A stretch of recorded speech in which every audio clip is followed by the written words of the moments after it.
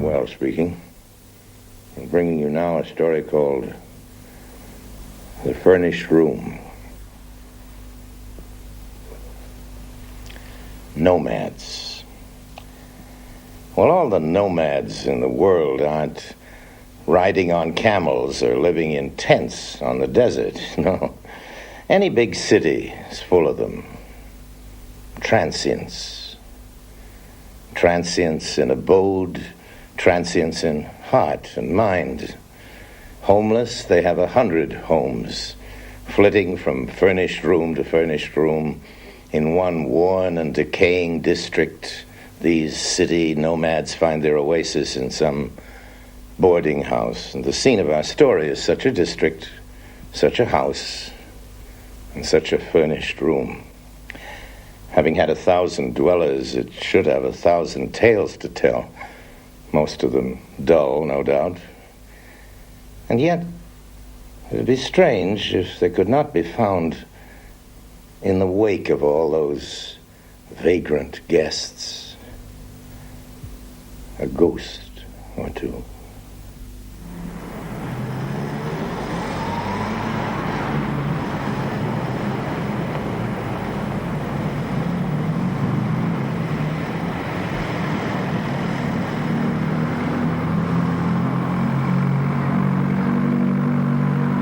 One evening, a young man was prowling a rundown, half-inhabited neighborhood in search of lodgings, ringing bells.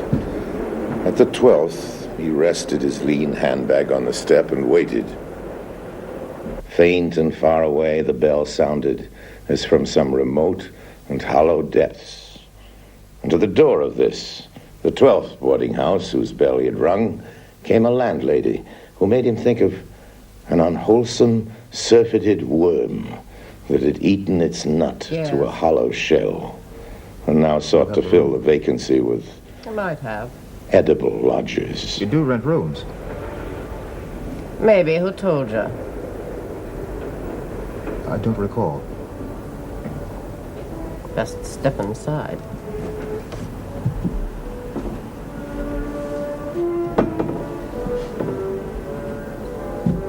How long you wanting the room for? I can't say yet. I let by the week. Week, minimum. Yes. Yes, a week. You can have the second floor back. That's free right now.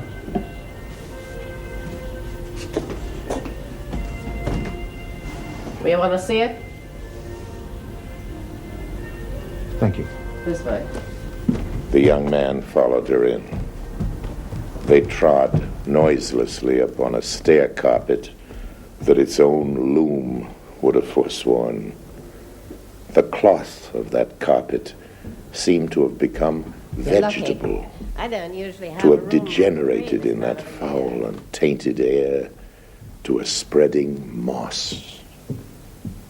That vacant niche, it may be that the statue of some saint had stood there once, but it was easy to believe that imps and devils had dragged it forth in darkness and down to the unholy depths of some furnished pit below. Theater?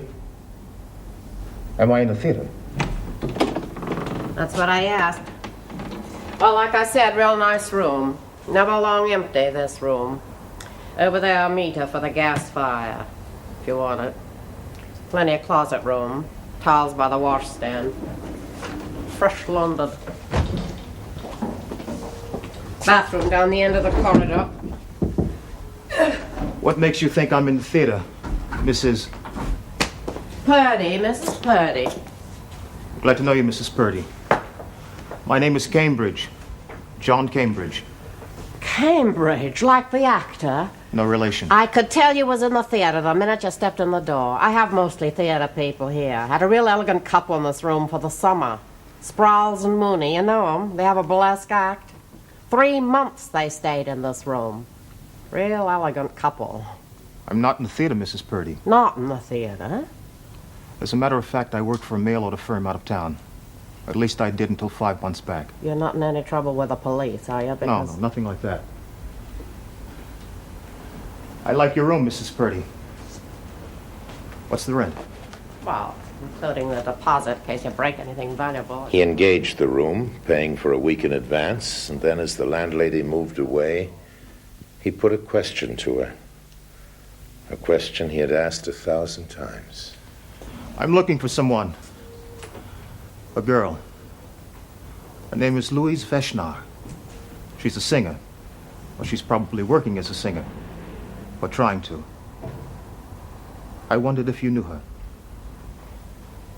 Why should I know her? Well, I thought theater people. That's a lot of people. I thought she might have stayed here. Well, there's lots of other places. Medium height. Very pretty. That's a lot of girls. Yes. Mrs. Purdy.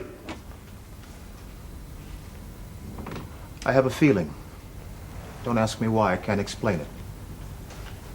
I've been searching all New York 5 months now. And suddenly tonight, I have a feeling about this place. I'm sure you can help me, Mrs. Purdy. I'm sure of it. You're dreaming, Mr. Cambridge. Please try. You must. Please try. Louise Veshnar. You better get some rest. You look all in. Vashna? No, I don't call that name to mind. No. Always no. 5 months since her disappearance from home.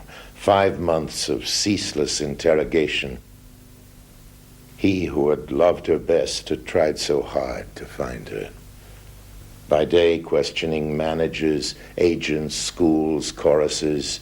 By night in the theaters, and finally down to nightclubs so low that he dreaded to find what he most hoped for. But he was sure that this great, crowded city held her somewhere. Was this room trying to speak to him?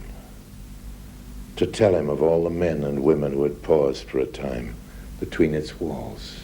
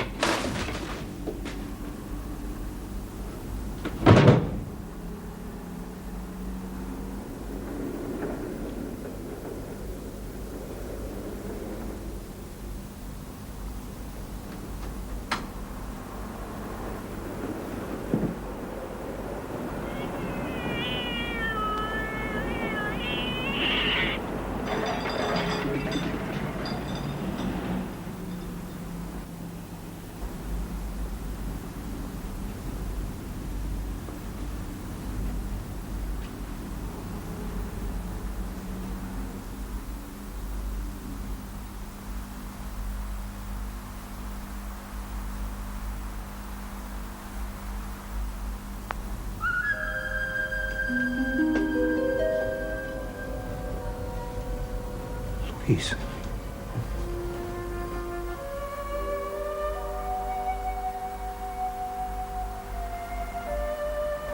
Louise. Louise. Louise. Louise. Louise.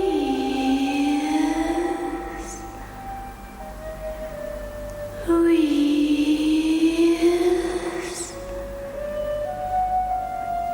Louise.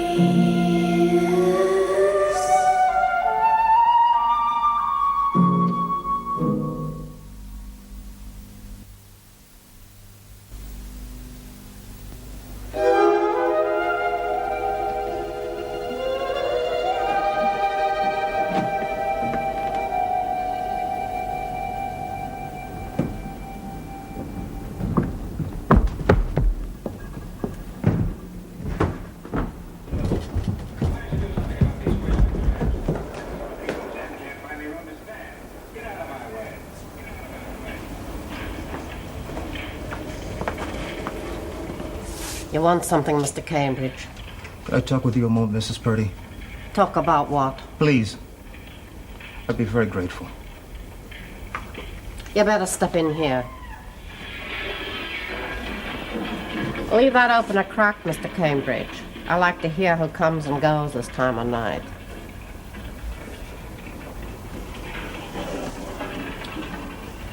Well? It's about that girl. The girl I mentioned? I already told you I'd never heard of her. Try again. I'm sure you can help me. Are you suggesting I lied to you? No, of course not. I wouldn't dream of that. The name. It occurred to me she might be using a different name. Now, Louise Veshnar, that's a real name. But she could be using another name as a singer. Something for the theater. More... I have a photograph, Mrs. Purdy. It was taken almost 2 years ago. I know she may have changed a little, but... Would you please look at the photograph, Mrs. Purdy?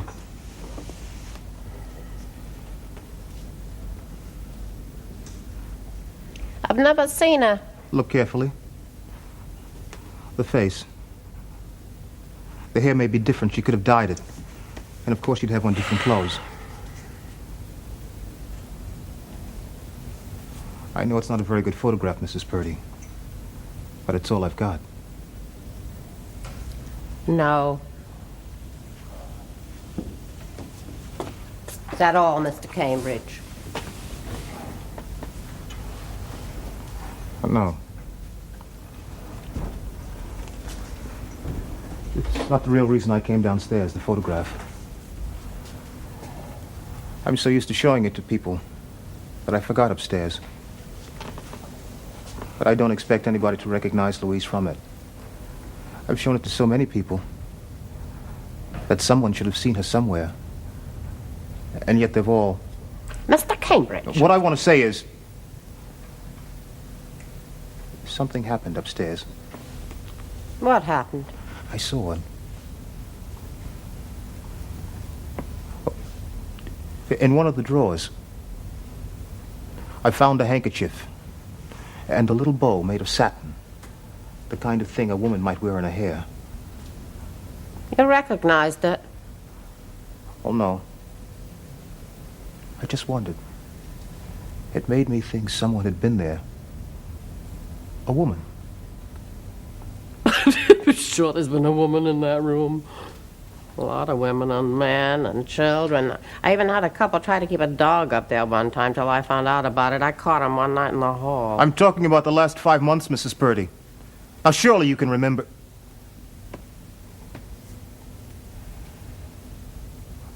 Or maybe another room.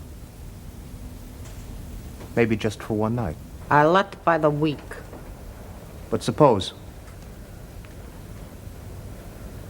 she was with someone. Someone staying here. And suppose she just stayed the one night with someone. I don't run that kind of house, Mr. Cambridge. But would you know? If you're looking for that kind of girl, you won't find her in my house, so stop wasting your time. I'm sorry.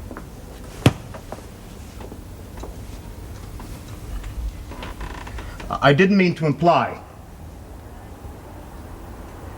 She's not that kind of girl anyway, not Louise. It's just that I'm worried. And I don't know what to think anymore. And I find myself imagining all kinds of... You find yourself imagining, Mr. Cambridge, period. You better get out of them wet clothes before you catch your death. Get some rest, like I said. Yes. Yes, I will.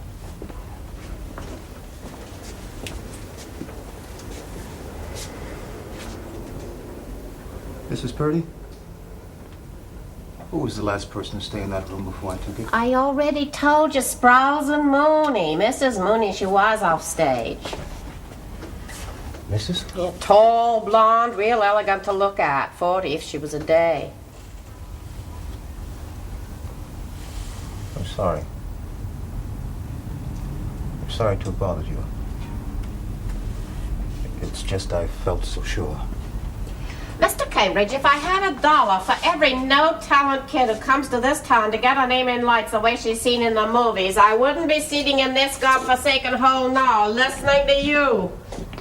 I haven't seen your girl. I don't know where she is. If I knew, I'd tell you, so I could get a little peace and privacy in my own home. Thank you. Mrs. Purdy?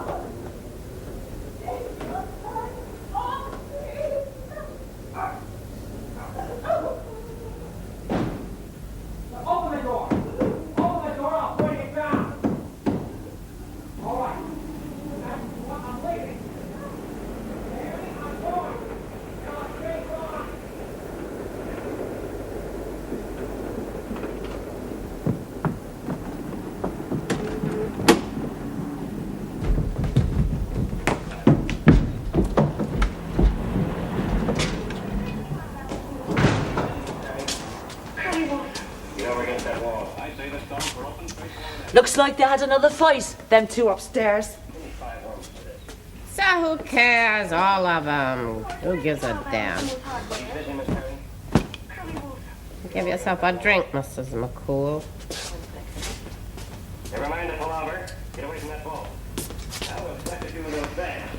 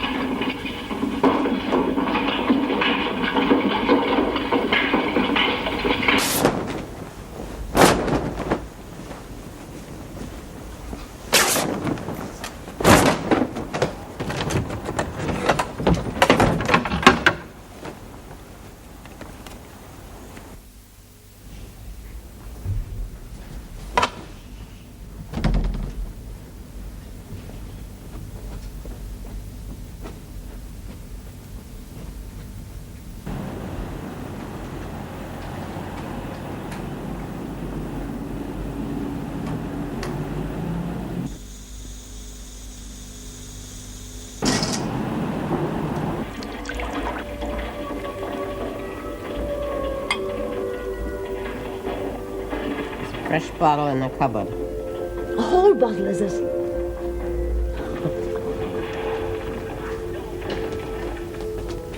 I managed to let the second floor back tonight. The second floor back? Who to? Young guy. From out of town. Did you tell him? Yeah. What should I tell him for? Suppose you're right.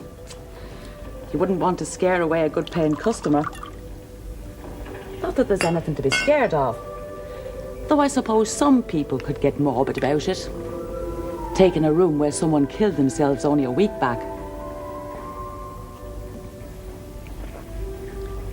What was the kid's name? Louise something. Vashna. Louise Vashna, that was it. Pretty enough little thing to go killing herself that way.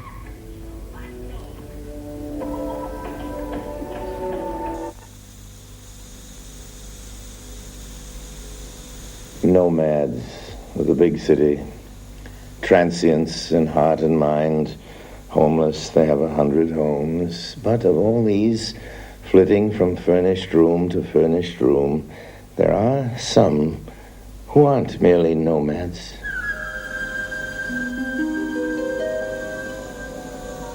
Who are pilgrims. And some of these, very few, making their long pilgrimage of the heart, come finally to their destination.